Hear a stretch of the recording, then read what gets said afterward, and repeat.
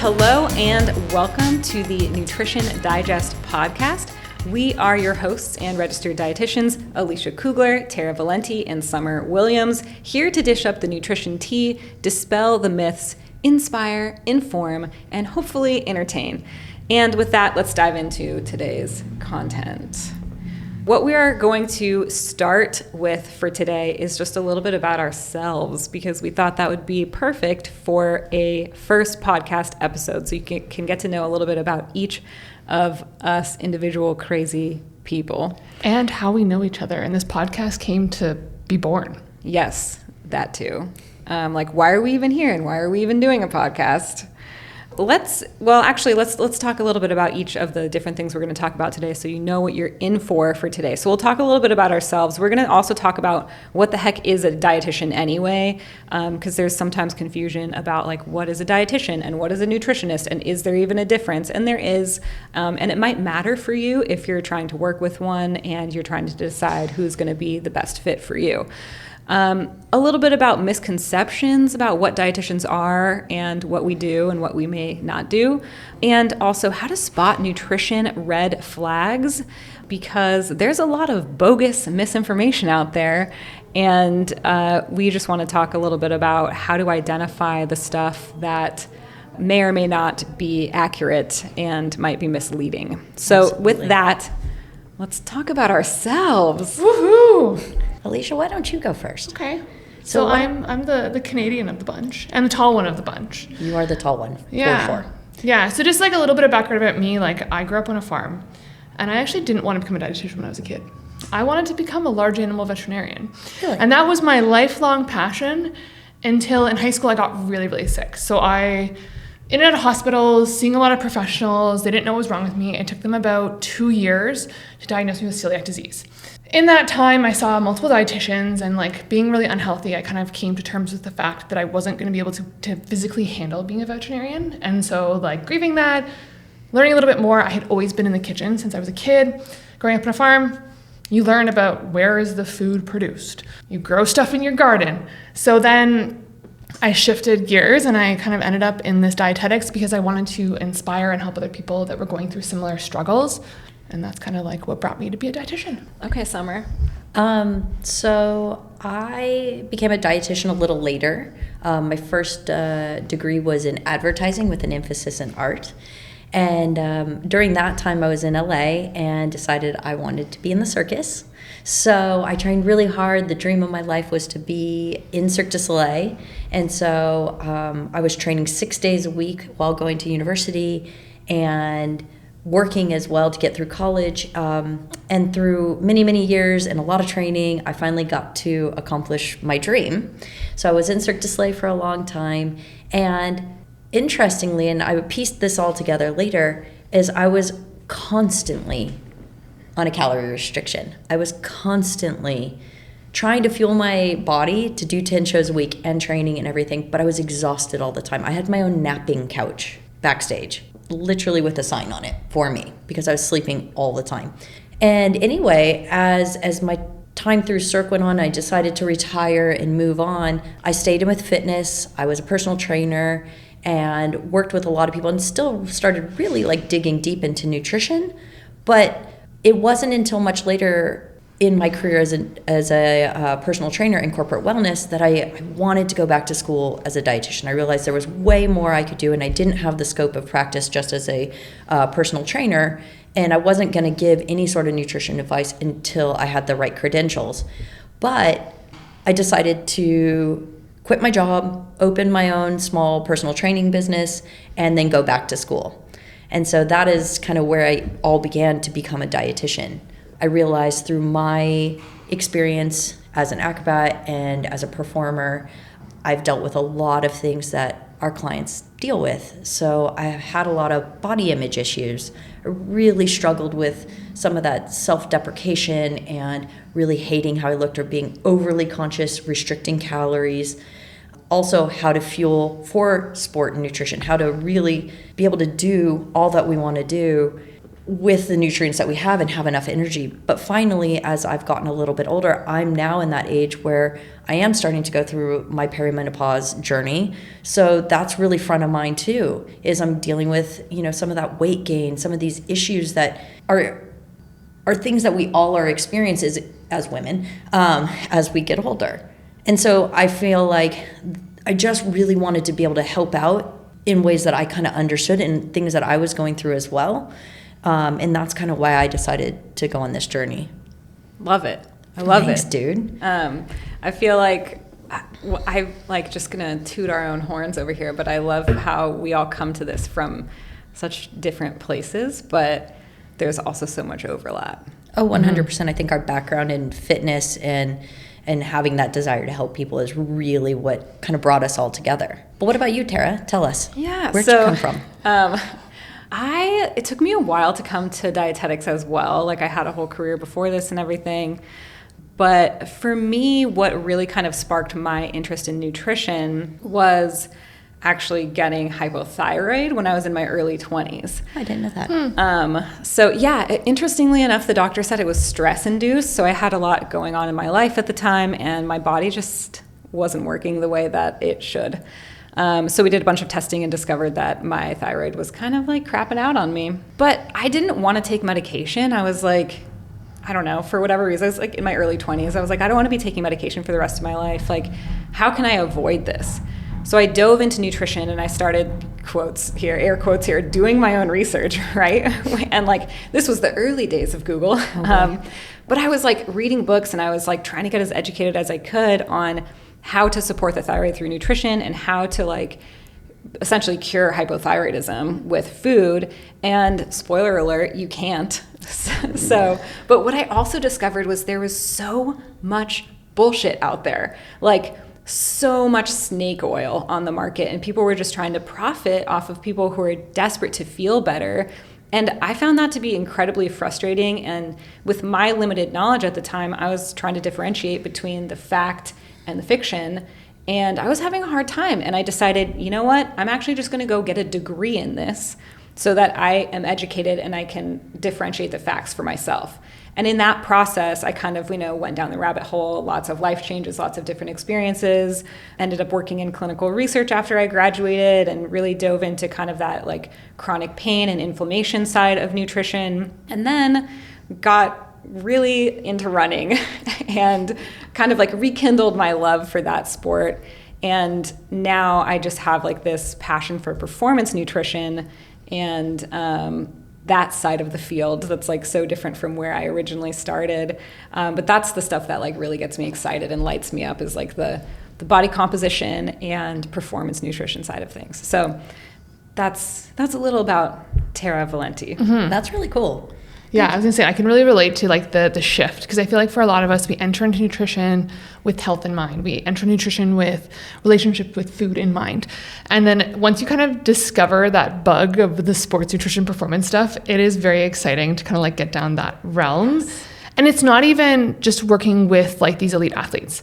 It's working with everyday people that are trying to take on their first 5K race or marathon, or they've taken up a sport to change their life. And that kind of performance nutrition, which I think it's different, but it's also very similar. Yes. And I think it's a lot of times like people hear sports nutrition, they're like, oh my God, I don't need a sports nutrition. Like, yeah, you actually probably could if you're working hard for something physical with your body. Well, I think a lot of people think of sports nutrition as I have to be an athlete. And I honestly think that if you're moving, you're an athlete. Yes. If you're training, you are an athlete. And everybody deserves to have nutrition support you for whatever your goals are, whether it's fitness or not. But it's like all of us have that athlete in us. You don't have to be a professional. You don't have to be running Boston. You don't have to be doing Ironmans or going to CrossFit games. Like we're all athletes if we're working out and we're training for something or just training to train. Yeah, 100%. So, okay, now you know a little bit about the three of us as registered dietitians and kind of how we came into this field. But like, what even is a dietitian, right? Like, I know that there's a lot of confusion out there about dietitians, nutritionists, credentials, what we are, and if the difference even matters. There's a lot of people out there giving nutrition advice and a lot of people who sound like they really know what they're talking about and some people who really do know what they're talking about. Oh.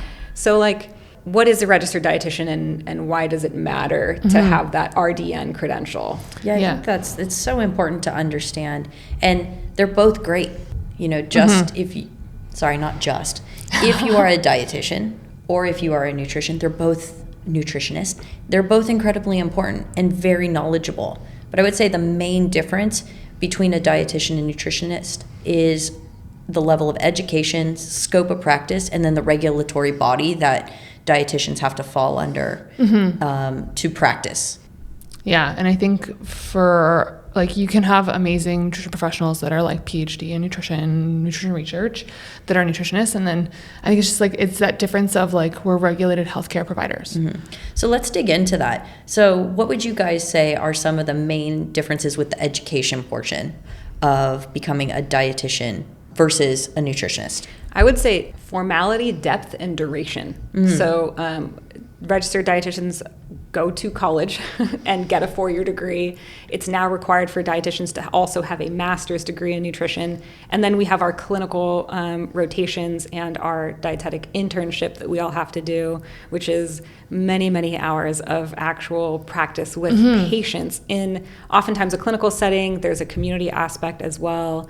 And there's always a third one. What's the third one? There's clinical, there's community, there's public health. Yeah, public health. And then there's usually an elective. Like I think you and I both did sports dietetics. No, Tara. so didn't you? I think so. You know how like each internship has a like a specialty.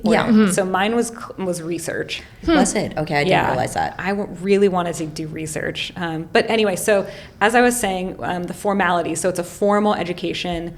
We're not just like taking an online course or something. And it's so like even just like looking at like the undergrad and the masters, like we have to do biology. We have to do a lot of psychology. We have to talk about like behavior change. Like I think a lot of times people think dietitian like, hey, we're just gonna give them a meal plan. We'll talk a little bit more about this, but it's like there's so many more complex layers to it. Right. And even just like looking at like physiology of like digestion and things like that. Yes. I think like we're comparing ourselves in many ways, like we're the doctors of nutrition.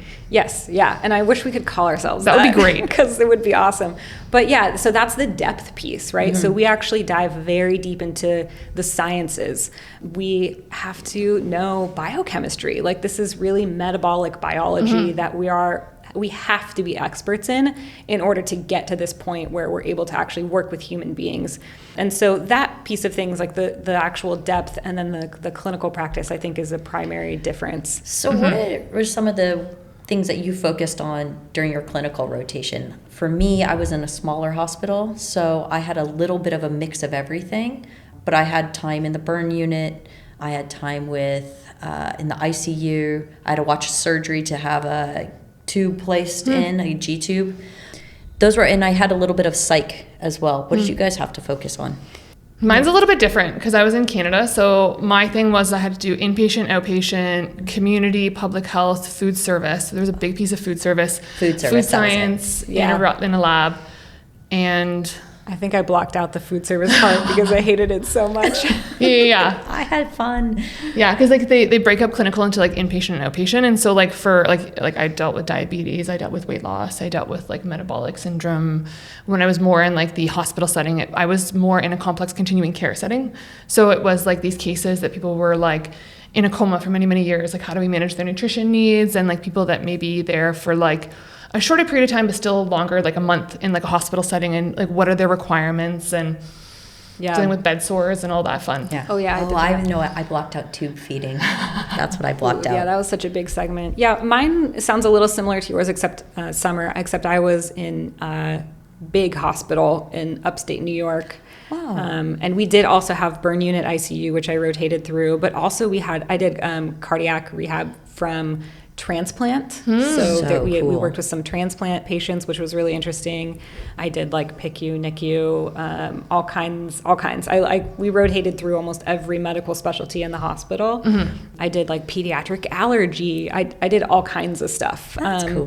Which was really interesting. And yeah, clinical was very interesting, but not the field that I wanted to end up in. Me neither. That kind of brings it to one of the major differences is that we are actually healthcare providers, and so many of us work in the clinical setting, whereas nutritionists absolutely do not work in the clinical setting. That's not their specialty. We can also interpret labs. Yes, we can order labs and read labs. We have to get doctor approval for ordering, but we can order them and we can read and interpret them and then make recommendations based on them. The reason that we bring this up for you, our audience, is so that you can make an informed decision about who you want to work with if you're deciding to work with a nutrition professional based on what your goals are. You may even want to look for someone who specializes in your condition specifically, but many of us have worked with an array of different things. We're kind of a jack of all trades in terms of working with different conditions. So I think that that's one of the things to pay attention to. And then there's the people that aren't nutritionists and aren't dietitians that are just on social media. Nutrition and coaches what? or just like social media influencers. Yes, they might have genetically amazing bodies. But they usually get money at the end of the day for promoting what they're promoting a lot of the times. Right, they are, yes, there's that. So I think that there's the other quotes, air quotes again, credential, which is looking really hot in a bathing suit, which people seem to also value as a credential. And that's the thing to watch out for. I think that there's a lot of that going on in the world right now. So part of that is why we're here today on this podcast, and we've decided to start this podcast journey. We want to dispel some of the myths that are out there. There are some crazy things that you see on the internet that are, for us, like actual professionals in this field, it is just straight up upsetting. 100%. Yeah. And we could go on, and we often Hit my head against the wall, looking at social media, or just having a conversation with an average Joe, or sitting in a gym. Oh my gosh, sitting in a gym, not our workplace, but sitting in just a commercial gym and just listening. No earbuds, nothing. And just listening to how people are talking about food. And I have definitely cut people off in a gym setting, because I remember there was this guy who was telling this girl she was crazy strong. And she was like, yeah, I'm in a deficit right now. I'm eating like 2,100 calories a day. And he's like, oh my God, that's so many calories. And he was just trying to tell her what to eat. And I turned around and I'm like, listen, I'm a dietitian. She is strong. She is probably in a deficit at 2,100 calories. You should leave her alone. Yeah. Unbelievable. Yeah, I always say like the most difficult thing about my profession / our profession is that we are experts in something that everyone else thinks they're an expert in too. 100%. The amount of, again, bullshit, but noise that we hear and that we see on social media, some of it's good, some of it's valid. Not all social media influencers are talking shit. But a lot of people really do know what they're talking about. And there are a lot of professionals out there, nutrition professionals, dietitians. But again, the hard thing is how to identify and cut through that noise. How do we know that someone is actually speaking truth or fact, and other people who are speaking their opinions, who are sharing just whatever they believe in at the time or what they're getting paid for to promote? And how do people, average people, regular people, identify what is factual and potentially beneficial for them, and what isn't? Right. Because like we read the papers, like we dig into the actual research, but like that's our job. And I don't expect average people to be able to actually differentiate between like a good paper, a not good paper, a study that's relevant, a study that's not relevant, a study that's biased, a study that's not biased, like all of these things. And so, yeah, I think that maybe we should go through. Oh, we even have a list here. I think, having a Of red framework. So we're going to give the people a framework. So a little bit of like a checklist when you're looking at something on social media to understand kind of like, hey, is this person actually spewing facts and things that are relevant to me, or is this total BS? So let's get started on some nutrition red flags to look for when you're on social media or online. The big thing to look out for is, I know this has been one that I've seen a lot, is like people are like, oh my God, I need to detox and I need to go on my cleanse. If you heard those terminologies, run. Yeah. Run.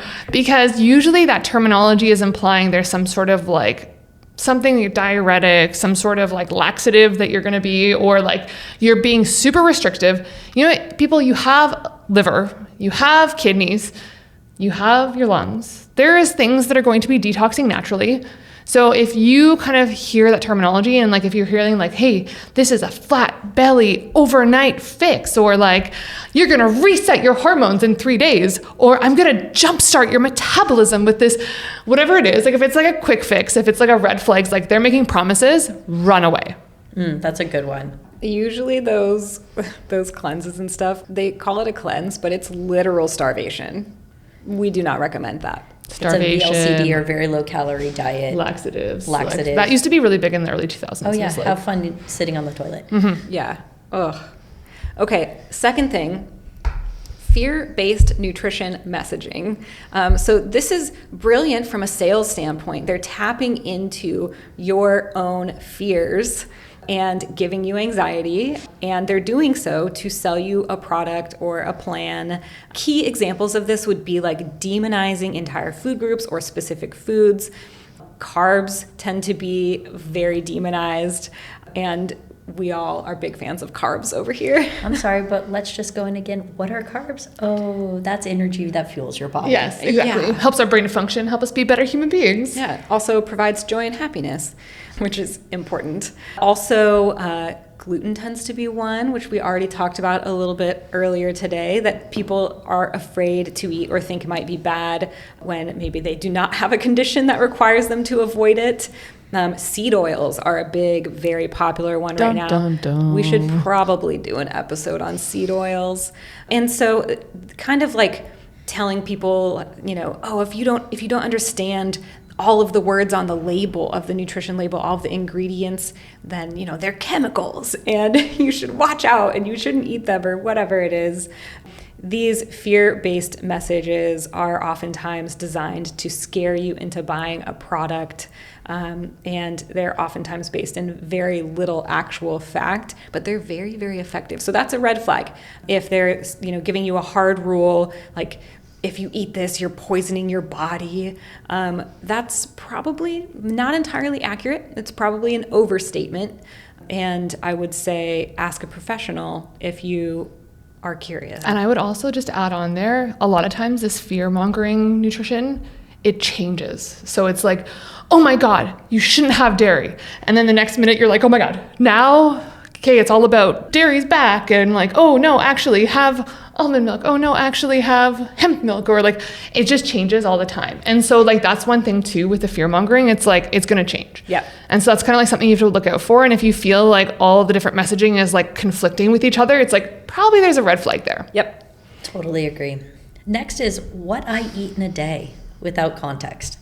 So we've all seen people on social media, fitness professionals potentially, regular Joes, influencers, people with very beautiful bodies who are very, very tiny and lean, talking about what they eat in a day to promote and suggest that if you ate the same like them, you're going to look like them.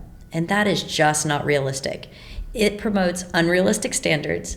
It ignores your individual body needs and body diversity. So what Tara eats in a day or what Alicia eats in a day is going to look different than what I need in a day. We're all in different stages, but it also, I personally feel it's a little bit of shaming, and it makes you feel bad. You know, it really knocks your confidence if you're like, oh, this person looks perfect. I wish I could look like them, but they're eating only X, Y, and Z, and you're not. You're feeling like you're less than, or you feel like you need to change what you're eating when you have no idea what else they do. Yeah. They could be working out or training intensely 6 days a week, and you may have a full-time job and kids, and you may not be able to get to the gym. So eating in the same way they are isn't realistic for you. Also, a lot of the what I eat in a day posts are like so curated. Like they're not eating that every day. No. They ate that on one day, but it might actually be a compilation of meals that they had on different days that they like put Totally. together, and they're like, this is what I eat in a day. And it's like totally not true. Absolutely. Which is so true of social media, right? You're not getting an accurate depiction of real people with real lives and like what they're actually doing. I have seen people who've done posts that are the real with what I eat in a day, and they're pretty funny. Those are good. I think we should do that one of these days. What Yeah. we actually eat in a day. Oh, yeah. We should do one as we're eating out around San Francisco in a day. Yeah, I like that. So this also, it often features underfueling or disordered eating patterns that are masked as wellness. Like this is good for you, but really it's really restrictive on calories and intake. And what you can do when we're seeing these posts is you can ask, is this person a qualified professional? And is their intake appropriate for you and what your goals are? And do they have a disclaimer? Because I actually I don't mind if someone hasn't eaten a day, what they eat in a day, if they're like, hey, these are meal inspirations for you. And they're trying to just inspire recipes. I love that. And they have a disclaimer like, this isn't good for your body.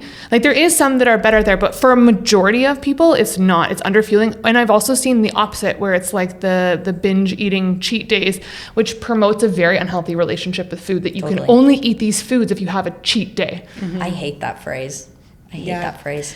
I agree. I think that they're, just like with everything, it can sometimes be used in a way that can be helpful. I've seen ones that are like, this is how to eat 120 grams of protein in a day. I love that. So it's like an example of a specific thing that you're targeting for a specific reason.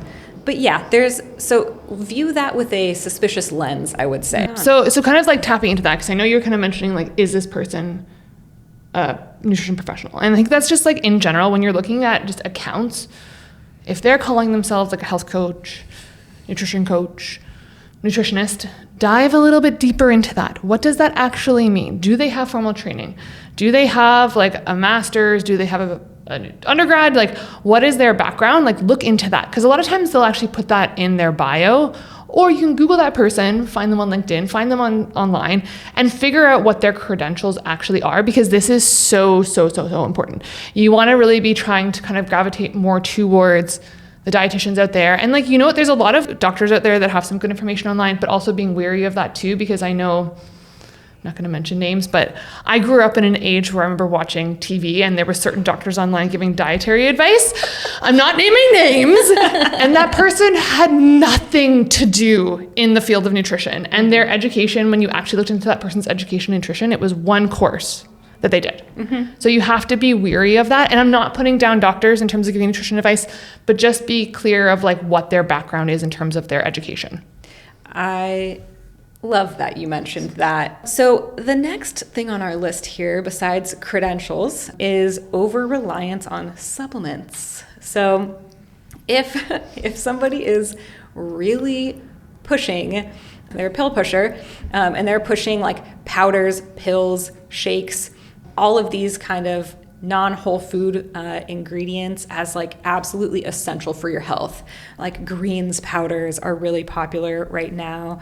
If their kind of whole model is based on getting you to buy a product that is not basic food, just pause for a second and ask yourself why you think that might be. We as dietitians recommend supplements all the time. I do it every single day. Yep. There is a time and place for supplements, but let's also keep in mind that they're literally called supplements. They're designed to supplement your nutrition, not be most of your nutrition. And most human beings can get by without taking much at all, if any, supplements, if your diet is nice and well balanced. So if you're following somebody online and their messaging is very much like, you have to take this or you are failing or you will not achieve your goals, or they're really pushing it hard like that, it's likely that they're just trying to profit off of you, and you probably don't need to buy that thing. I totally agree. And I think that's a great idea for us to go a little deeper into in a future podcast. We've all gotten a lot of these questions from clients and stuff, or what supplements could I use or should I use? And again, it's not a one size fits all, but there are supplements that we recommend more frequently than others. And there's really specific reasons why. also there are some health considerations to think about. Some supplements interfere with medications. Some supplements interfere with each other.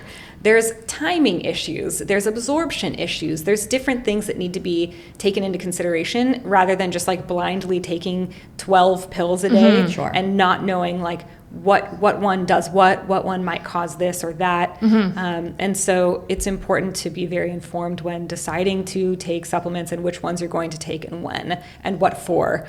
So I would say watch out for the pill pushers out there because it's a for-profit business. And hey, we all want to make money, right? But it's a good reason to be extra cautious. Yeah. And I think that blends really nicely into the next topic that we're going to discuss is the one size fits all.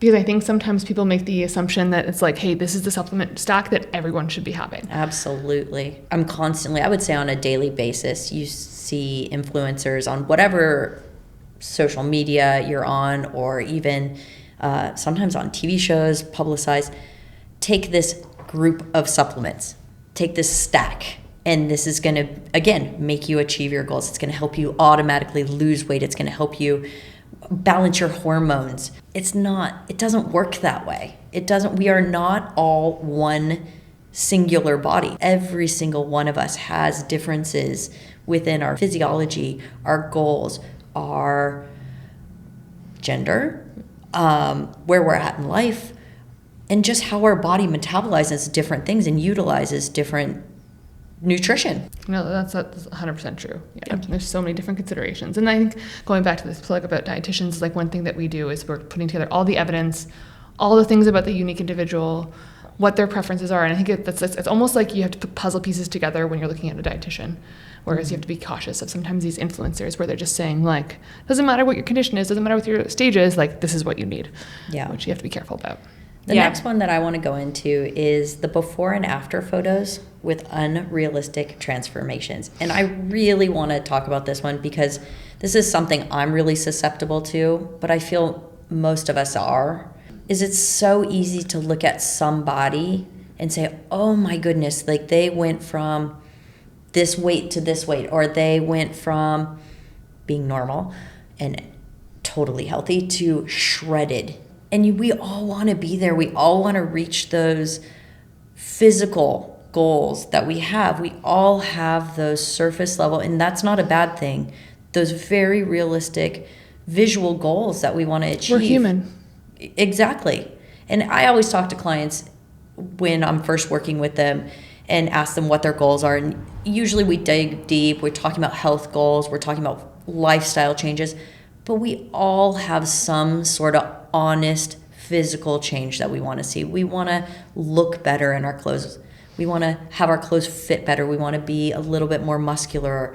And that's totally legit. Yeah, I mean, I literally before we started this podcast was like, I had to do more bicep curls so my biceps look ripped on this podcast. 100%. I may be sitting in a particular angle that I think may be looking better than a particular. Maybe not. I'll watch the video and I may have to change for next time. We'll see. Yeah, exactly. We all care. I think that's And even people that deny that they don't care, they do care. They just they like do. sometimes it's tapping. And I feel like a lot of times the before and after photos tap into our insecurities and kind of capitalize on that. They're like, ooh, let's get some victims going. I think Ding, that's ding, perfectly ding. said. Is it really focuses on the negative and it makes us feel bad about ourselves. Again, going back to exactly what you said, your insecurities, whether it's being too big, too small, too fat, too thin, not fit enough, too old, too young, not perfect skin, not perfect hair, whatever it is, it just taps into the negative. It taps into us feeling bad about ourselves. And these pictures, these before and after pictures, often aren't actually spanning over the period of time that they say they are. It's not a 4-week transformation. Or it could be literally how they're sitting in a photo. Have you guys seen those on Instagram or something where somebody's sitting up tall and they look really lean and they're standing in a perfect way so they look thinner or they look more fit or their belly's flatter, and then they sit down and it's like, and it all falls out. And that's the real part of it, is we're all human with rolls and skin and a little bit of fat, and we're all lovely. Yeah, I remember one of my favorite Instagrammers back in the day when I was into the bodybuilding side. What he actually did is he did his after pictures first, and then he drank a bunch of carbonated water, ate a giant salad. He was lazy for a few hours and ate a bunch of salt, and then he did his before photos to show that how bogus these can often be, because you can do the opposite order, and you can just change a few things with the pump and the lighting. Sure. Definitely. Yeah. Also, I have to mention, AI has True. gotten very good. That is a very valid point. Yes. So a lot of the so-called people that you're even seeing online right now are not actually humans. They're AI generated, first of all.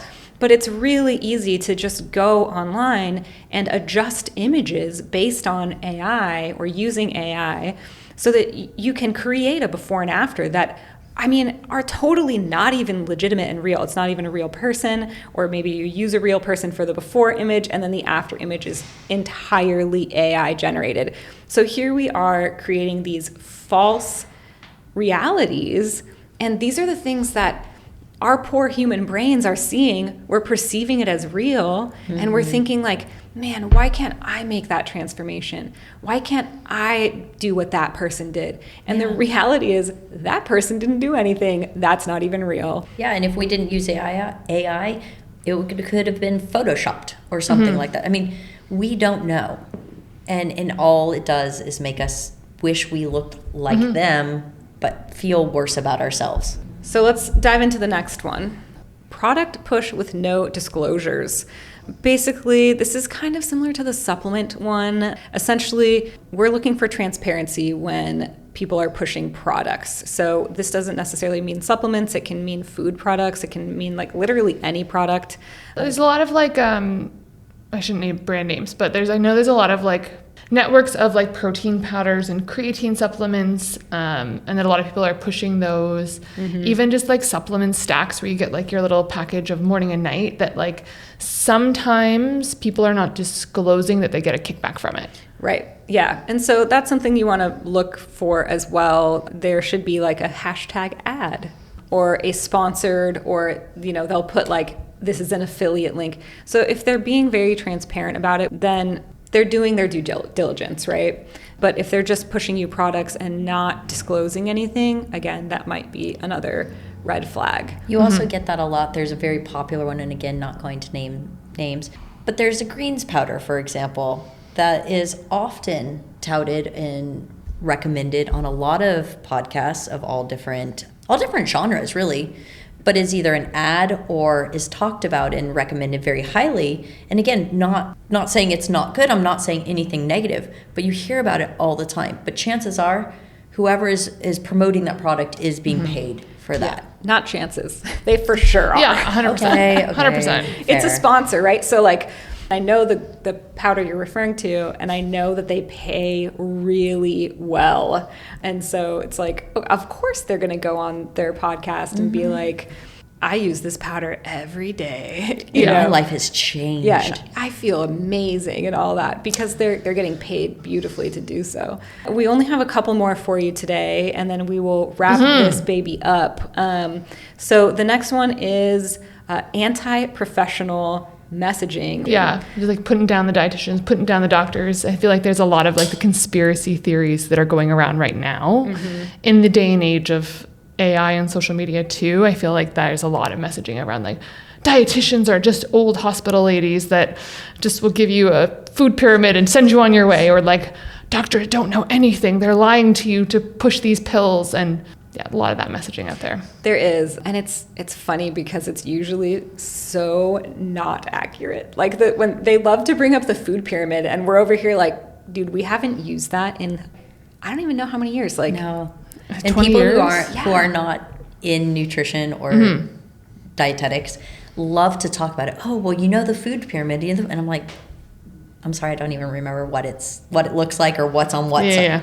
It's so outdated. Yeah. So a lot of times their claims and their beef is just wrong, which is actually hilarious but very frustrating. I know we were talking about this earlier. Sometimes the ones that are the loudest on social media and the ones that are most adamant in their way are the ones you have to watch out for, because if they're that rigid and that adamant, probably there's not a lot of evidence to back it up, or actually a lot of truth behind it. 100%. And that kind of ties us also into the last one, with that exact same messaging, is promoting completely or eliminating completely a food or macronutrient.